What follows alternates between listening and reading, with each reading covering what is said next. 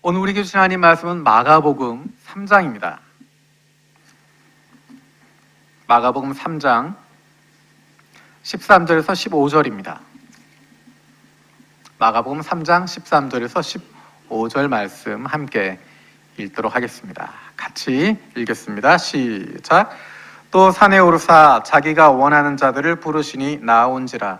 이에 12를 세우셨으니 이는 자기와 함께 있게 하시고 또 보내사 전도도 하며 귀신을 내쫓는 권능도 가지게 하려 하심이로라. 아멘. 우리가 지금 하나님이 기뻐하시는 교회, 그것을 위해서 같이 기도하고 있습니다. 우리 교회가 그런 교회가 되게 해달라고, 또 우리가 거기에 쓰임받을 수 있게 해달라고 함께 기도하고 있습니다. 우리가 나누었던 것이 영혼 구원하는 교회, 하나님의 마음을 알고 그 마음을 시원케 할 수 있는 영혼 구원하는 교회, 가족된 교회, 그리스도 안에서, 예수 그리스도 안에서 새로운 가족 공동체를 만들어가는 교회, 그리고 지난주에는 일상 속의 교회, 종교기관으로서가 아니라 우리의 일상 속에서 영향력을 발휘할 수 있는 교회 함께 나누고 기도하고 있습니다. 오늘은 제자 삼는 교회입니다.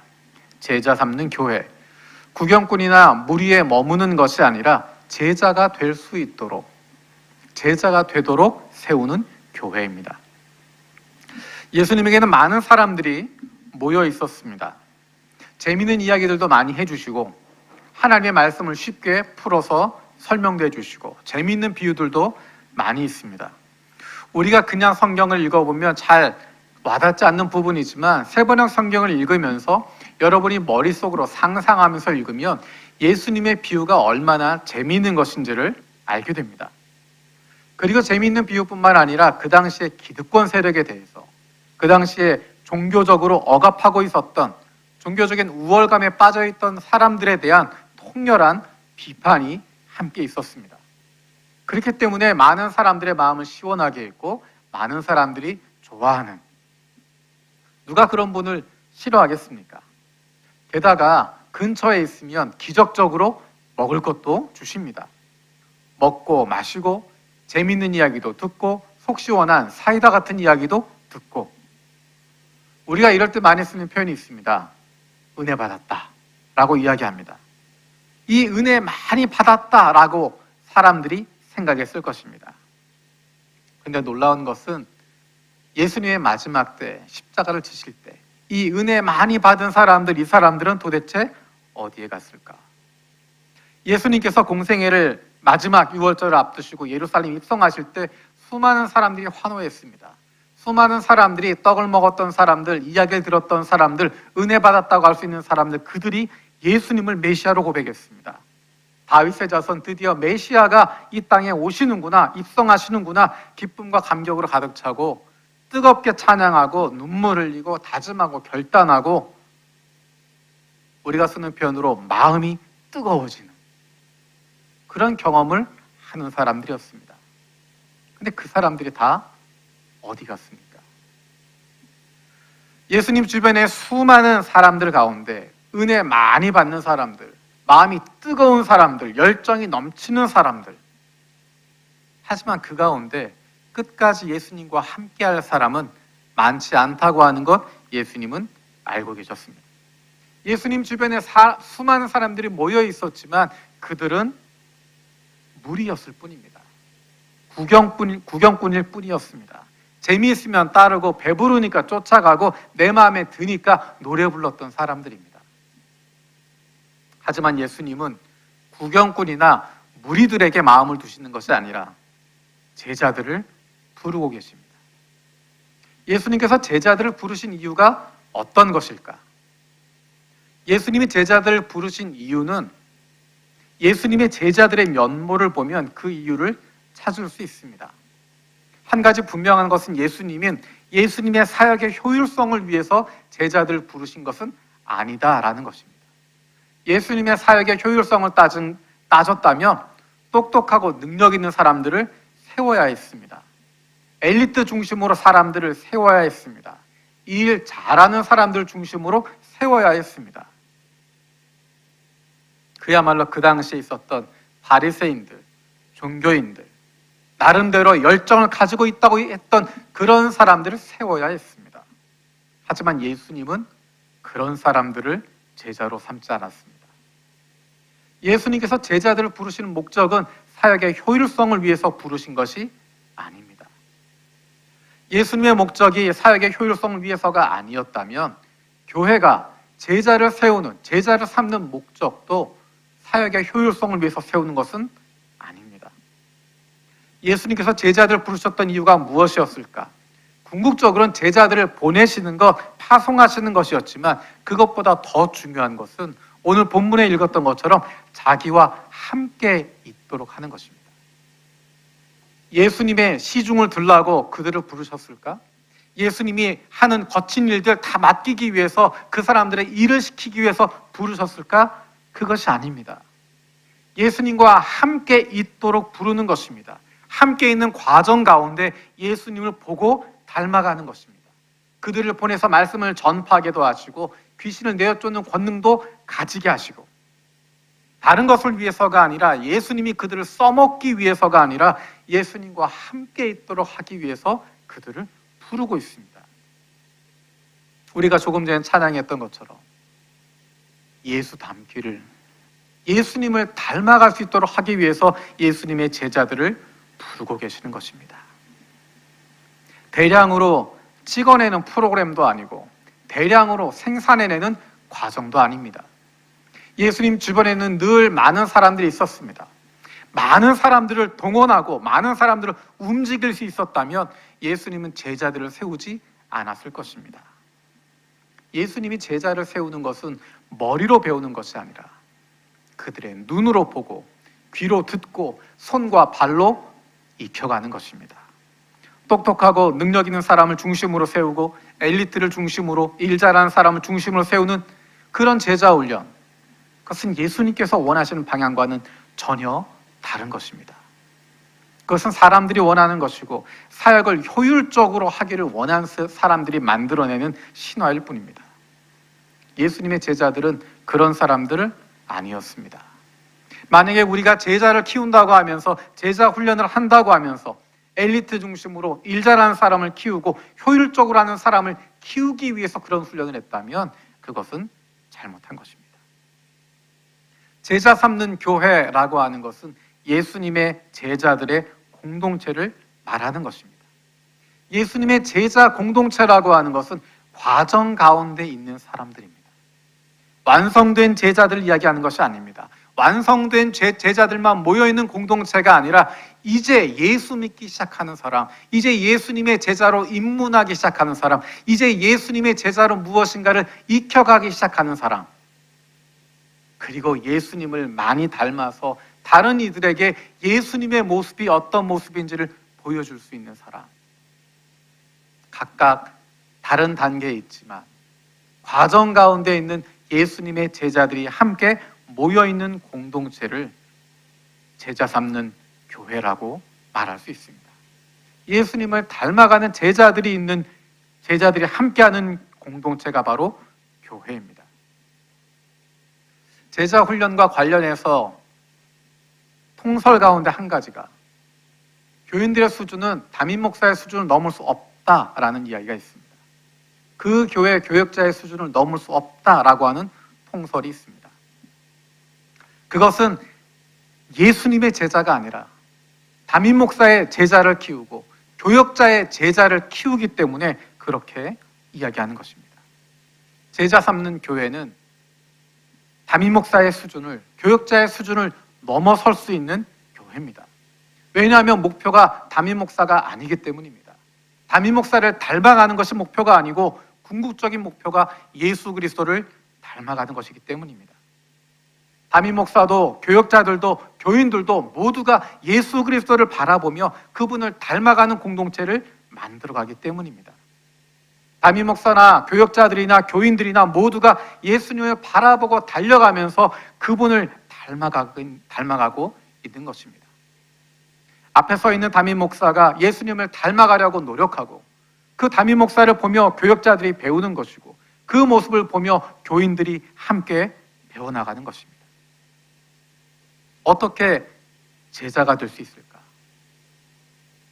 교역자의 제자, 사람의 제자, 담임 목사의 제자가 아니라 어떻게 하면 예수님의 제자가 될 수 있을까? 예수님의 제자, 우리는 제자 훈련이란 이야기를 많이 들어왔고 많은 프로그램들을 봐왔습니다. 잘 훈련된 예수님의 제자들도 있었지만 훨씬 더 많은 경우에 제자 훈련이라고 하는 과정들을 통해서 예수님의 삶을 보여주는 것이 아니라 제자 훈련이라고 하는 계급장을 달고 다른 사람들에게 내가 이만큼 높은 위치에 있다라고 나를 섬기고 나에게 순종하라고 강요하는 모습들을 많이 봐왔습니다. 낮아지고 섬기시는 예수님의 모습과는 전혀 다른 방향으로 나아가게 되는 제자라고 불리는 제자라는 이름만 남아있는 사람들의 모습을 보게 됩니다. 어쩌면 그런 부정적인 경험 때문에 예수님의 제자가 되어야 한다라고 이야기하면 부정적인 마음을 가질 수도 있습니다. 하지만 예수님은 우리를 제자로 부르고 계십니다. 예수님께서 제자들을 선택하고 있습니다. 경영에 있어서 인사가 만사다라고 하는 이야기가 있습니다. 어떤 조직이나 모임에서 늘 통용되는 이야기입니다. 어떤 사람을 등용하는가, 어떤 사람과 함께 하는가 하는 것이 중요합니다. 그래서 어떤 사람을 선정할 것인가, 그것을 위해 다양한 방법들을 동원합니다. 다시 이야기하면 그 선정 과정 가운데 기대하는 바가 담겨져 있는 것입니다. 예수님께서 제자들을 부르실 때, 제자들을 선정하실 때 그들의 능력이나 경력을 따지지 않으십니다. 엘리트들을 뽑지 않으셨습니다.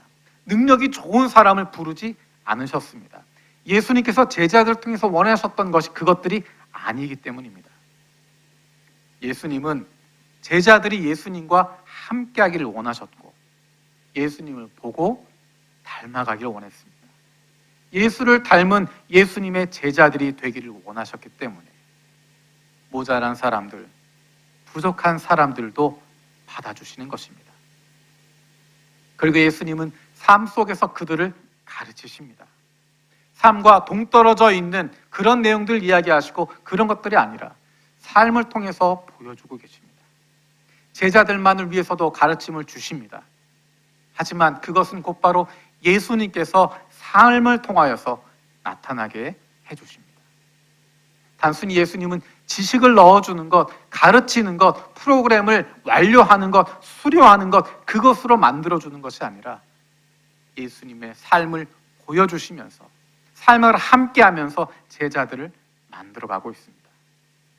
그것을 나타내는 것이 바로 본을 보여준다라는 것입니다. 훈련으로서가 아니라 삶으로서 보여주는 것입니다. 이것이 예수님이 보였던 제자를 삼는 방법이고 예수님의 제자들이 보였던 제자를 삼는 방법이고 예수의 사람들이 가졌던 공통적인 모습입니다. 그것은 바로 본을 보여주는 것입니다. 요한복음 13장 15절 말씀 같이 읽도록 하겠습니다. 요한복음 13장 15절입니다. 요한복음 13장 15절 읽겠습니다. 시작. 내가 너희에게 한 것과 같이 너희도 이렇게 하라고 내가 본을 보여준 것이다. 예수님께서 제자들에게 보여주십니다. 예수님께서 제자들을 사랑하십니다. 예수님께서 사회에 버려진 사람들을 사랑하십니다. 종교인들에게, 그 당시 종교 지도자들에게 죄인이라고 일컬음 받았던 사람들, 분리되었던 사람들, 버려졌던 사람들, 그들을 찾아가시고 그들에게 손을 얹으시고 그들과 함께 식탁을 마주하시고 그들을 가까이 부르시면서 보여주십니다. 이것이 하나님이 원하시는 삶의 모습이라고, 이것이 사랑하는 모습이라고, 이것이 섬기는 모습이라고, 이것이 순종하는 모습이라고 보여주십니다. 예수님의 본을 받았던 사도 바울도 사랑하는 교우들에게 이야기합니다. 나를 본받으라라고 이야기합니다. 고린도전서 11장 1절 말씀 우리 함께 읽겠습니다. 시작. 내가 그리스도를 본받는 사람인 것과 같이 여러분은 나를 본받는 사람이 되십시오. 앞에 부분이 없이 여러분은 나를 본받는 사람 되십시오라고 이야기한다면 얼마나 교만한 이야기겠습니까? 나를 본받으라, 나를 닮아라, 나처럼 되라 라고 이야기하는 것 얼마나 교만한 이야기입니까? 그런데 중요한 것은 그 앞에 나와 있는 부분입니다. 내가 그리스도를 본받는 것 같이, 내가 그리스도를 닮는 것처럼, 내가 그리스도의 삶을 보고 그 삶이 내 안에 나타나는 것처럼 여러분도 그렇게 사십시오라는 것입니다. 우리는 사도 바울을 굉장히 중요하게 생각하고 사도 바울의 설교 한마디면 모두가 다 회개할 것 같은, 모두가 다 예수님께로 돌아올 것 같은 그런 생각을 가지지만 실제로 사도 바울의 편지들을 읽어보면서 느끼는 것은 그러지 않았다는 것입니다. 몇 년 동안 마음을 쏟아도 그들이 배신하기도 하고, 아무리 애정을 두고 가르치고 설교하고 그래도 쉽게 다른 복음에 넘어가기도 하고, 유대인들이 보았을 때도 헬라인들이 보았을 때도 도저히 받아들일 수 없는 이야기를 하고 있는 것이 바울의 이야기입니다. 하지만 바울을 통해서 어떻게 그렇게 많은 교회들이 세워지게 되고 많은 이들이 예수를 만나게 되었을까? 그것은 단순히 바울의 설교가 아니라, 바울의 논리가 통해서가 아니라, 바울이 이야기하는 것들이 논리적이고 사람들에게 이해가 돼서 감동을 주어서 된 것이 아니라 자기가 선포한 그 말씀을 믿고 그대로 살아가고 있었던 사도 바울의 모습이, 그의 삶이 사람들을 변화시키기 때문입니다. 사도 바울은 자기를 통하여서 예수를 믿은 사람들을 자기의 제자처럼 삼지 않습니다. 사도 바울은 자기를 통해서 사람들이 예수를 믿게 되었지만 내가 그 사람들을 통해서 무엇인가 얻겠다라고 권리를 주장하지 않습니다. 오히려 그들을 더 세워주고 더 높여주고 그들이 하나님께 더 나아갈 수 있도록, 예수님께 더 나아갈 수 있도록 최선의 노력을 다하고 있습니다. 빌레몬서에서 우리가 볼 수 있는 것, 사도 바울 때문에 빌레몬이 예수를 믿게 되고 그 집안이 구원받게 되었지만, 그래서 어쩌면 빌레몬에게 내가 너에게 명령한다 라고 말할 수 있지만 그렇게 이야기하지 않습니다.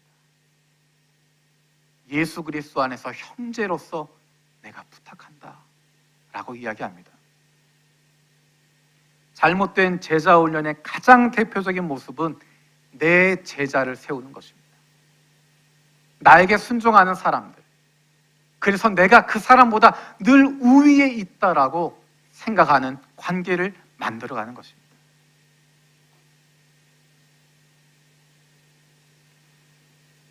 올바르게 제자 훈련 받지 못했던 사람들은 내 제자를 만들어 가려고 하게 됩니다. 제가 2년 가까이 제자 훈련을 받았던 목사님이 계십니다. 정말 그때 절대적인 위치에 계셨고 늘 그분을 주목할 수밖에 없는 그런 위치였습니다. 근데 놀라운 것은 그 목사님이 한 번도 저에게 반말한 적이 없습니다. 나이 차이가 있음에도 불구하고, 그분이 나에게 제자 훈련 해주신 분임에도 불구하고 야 석표야 라고 부른 적이 제 기억에 단 한 번도 없습니다. 늘 석표 형제라고 부르고 늘 존칭을 써주시고 나중에는 홍 목사님이라고 불러주시고, 지금도 교제하고 있지만 여전히 사랑하는 동역자로 대해주시고 함께 예수 그리스도를 따르고 있는 예수님의 제자로 대해주십니다. 베드로가 자기의 인생을 돌아보며 이야기하고 있습니다. 베드로전서 5장 3절 말씀입니다. 같이 읽겠습니다. 시작. 여러분은 여러분이 맡은 사람들을 지배하려고 하지 말고 양떼의 모범이 되십시오. 베드로가 리더들에게, 교회에 있는 리더들에게 이야기하는 것입니다. 다른 사람들을 지배하려고 하지 마십시오. 다른 사람 위에 서려고 하지 마십시오. 양떼의 본이 되십시오. 먼저 그런 삶을 살아가십시오. 그런 섬김의 모습을 보이십시오 라고 이야기합니다. 본이 된다고 하는 것, 어떤 본을 이야기하는 것인가? 우리가 이야기하는 것처럼 제자가 된다고 하는 것, 그것은 어떤 삶을 살아가는 것이고 예수님이 어떤 모습을 닮아가는 것일까? 예수님의 삶을 규정할 수 있는 예수님의 성품, 우리가 닮아가야 할 예수님의 성품은 두 가지가 나타나 있습니다. 우리 빌립보서 2장 5절에서 9절 말씀 같이 읽도록 하겠습니다. 시작. 여러분은 여러분 안에 이 마음을 품으십시오. 그것은 곧 그리스도 예수의 마음이기도 합니다. 그는 하나님의 모습을 지니셨으나 하나님과 동등함을 당연하게 생각하지 않으시고 오히려 자기를 비워서 종의 모습을 취하시고 사람과 같이 되셨습니다.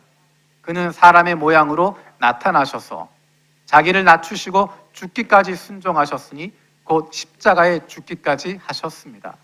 그러므로 하나님께서는 그를 지극히 높이시고 모든 이름 위에 뛰어난 이름을 그에게 주셨습니다. 예수님의 성품, 예수님의 삶을 가장 잘 특징 짓는 것, 순종하는 것입니다. 하나님 말씀에 순종하는 것입니다. 하나님의 말씀에 순종한다고 하는 것, 그것은 하나님이 세우시는, 하나님이 명령하시는 그 일 가운데 순종한다는 것이고 하나님이 주신 관계 가운데서 순종한다는 것입니다. 오늘 아침에 일본부에서 설교하면서 민수기 말씀을 설교했습니다. 나누었습니다. 민수기 13장, 14장, 15장에 보면 놀라운 일들이 일어납니다. 하나님께서 이스라엘 백성들을 가나안 땅 앞까지 인도하십니다. 그리고 이제 들어갈 가나안 땅을 정탐해 봅니다. 12명의 사람들을 보냈습니다. 각 지파의 지도자가 되는 사람들입니다. 똑같은 것을 보고 똑같은 사람들을 만났지만 그 보고는 둘로 갈라졌습니다. 저 땅은 좋은 땅이지만 우리가 정복할 수 없다. 너무 강해서 그곳에 있는 안악자손들이 있어서 우리는 도저히 승리할 수 없다. 또 다른 보고는 그 땅은 하나님이 함께 하시면 우리가 충분히 이길 수 있다. 그들은 우리의 밥이다 라고 이야기합니다. 우리가 잘 알고 있는 것처럼 그 두 가지의 보고는 10대 2로 나누어집니다. 10명의 사람들은 할 수 없다. 2명의 사람만 할 수 있다 라고 이야기합니다. 그 결과 이스라엘 백성들은 38년 동안 광야를 헤매게 됩니다.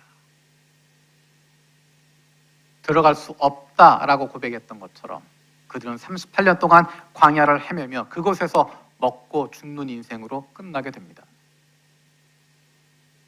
그리고 그들에게 나타난 중요한 특징은 하나님의 말씀을 듣지 않는다는 것입니다. 하나님께서 그들에게 진노하시니까 이제는 하나님이 들어가지 마라 라고 이야기하는데도 우리 마음대로 들어가겠다라고 이야기합니다. 그리고 하나님이 세우신 모세에 대해서 저항하기 시작합니다. 모세에 대해서 저항하는 것은 하나님이 세우신 것에 대해서 저항하는 것이었습니다. 하나님의 말씀에 귀를 기울이는 것이 아니라 하나님께 순종하는 것이 아니라 자기의 뜻대로, 내 생각대로 내가 원하는 것을 관철시키기 위해서 불순종하게 되어집니다. 우리 교회에서 순종을 이야기하는 것 굉장히 어렵습니다. 순종하라고 이야기하면 마치 그것이 잘못된 것을 이야기하는 것처럼 들릴 수 있기 때문에 힘들고 어렵습니다. 하지만 예수님을 닮는다고 하는 것은 순종하는 것입니다. 내 생각에 맞고 내가 원하는 대로 되고 내 뜻을 펼치는 것에만 순종하는 것이 아니라 내 뜻과 맞지 않지만 내 생각과 다르지만 내가 하고 싶은 것 아니지만 하나님께서 원하신다면 순종하는 것입니다. 예수님께서 마지막 겟세마네 동산에서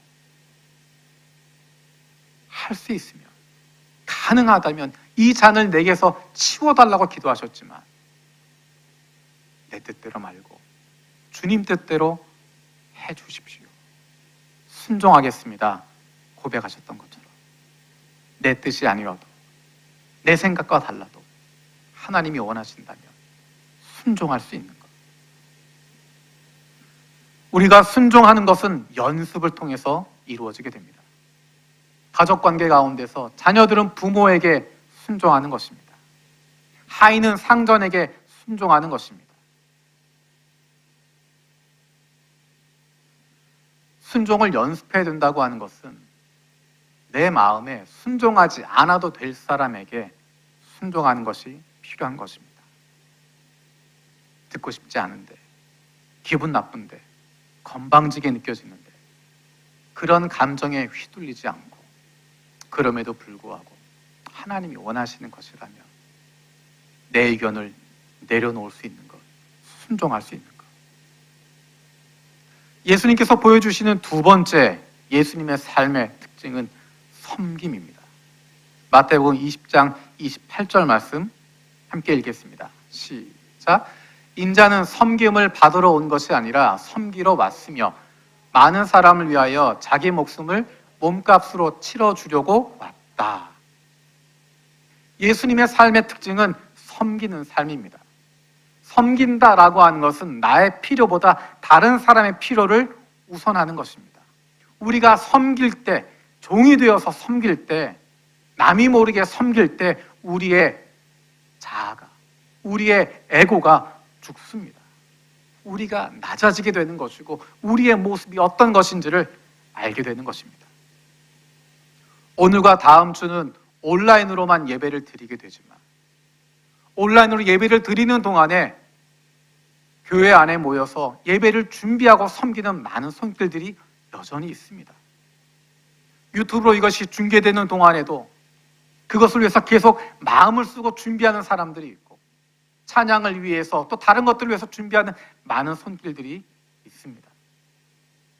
또 교회 건물에 모여서 예배를 드릴 때마다 예배 끝나고 나면 늘 소독하고 있는 안수 집사님들이 있습니다.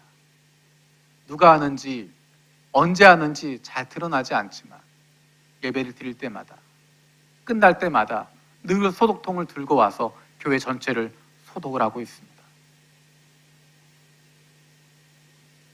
나도 모르게 내 마음속에 내가 그런 거 할 시기는 지났지 라는 생각이 든다면 그 사람은 섬기지 않는 사람입니다. 연륜이 더해질수록 더욱더 섬길 수 있는 모습이 필요합니다. 세상은 연륜이 쌓이면 사람들의 인정을 받으면 다른 사람들의 섬김을 받는 위치로 올라가게 됩니다. 세상에서 정보를 많이 가지면 그만큼 가치를 인정받게 되고 그 가치를 인정받으면서 그 정보를 가지고 사람들을 지배하고 다스리게 됩니다. 사람들 위에 서게 되고 내가 이만큼 많이 알고 있다, 존중받고 섬김받고 그리고 경제적인 유익을 누리는 위치까지 올라가게 됩니다. 하지만 교회는 다릅니다. 연륜이 쌓이면 인정받으면 다른 사람을 섬기는 위치로 내려가는 것입니다. 처음에는 내 몸 하나 간수할 수 없는 수준이었습니다. 예수 그리스도로 말미암아 태어났기 때문에 누군가가 나를 섬겨주지 않으면, 누군가 나를 돌봐주지 않으면 내 몸도 간수할 수 없었지만 신앙의 연륜이 깊어지면 점점점 예수님을 닮아가게 되면 다른 사람들을 보게 되는 것이고 다른 사람들의 처지를 보게 되는 것이고 다른 사람들을 섬기게 되는 것이고 다른 사람들을 품어주게 되는 것이고 그것이 점점 넓어지면서 더 많은 사람들을 위해서 품어주고 기도하고 섬기게 되는 것입니다. 우리가 닮기를 원하는 예수님의 모습은 바로 다른 사람들을 섬기는 모습입니다. 내 안에 그런 모습이 없다면 잘못 배운 것이고 다시 배워야 하는 것입니다. 예수님의 제자로서 금해야 할 몇 가지 표현들이 있습니다. 내가 이제 그런 일 할 때 지났지. 내가 몇 년 차인데 그런 거 해야 되겠어? 내가 하랴? 누가 하겠어요? 내가 하랴 물어본 그 사람이 하는 겁니다. 내가 하는 겁니다. 먼저 배운 사람이, 먼저 제자가 된 사람이 섬기는 것입니다.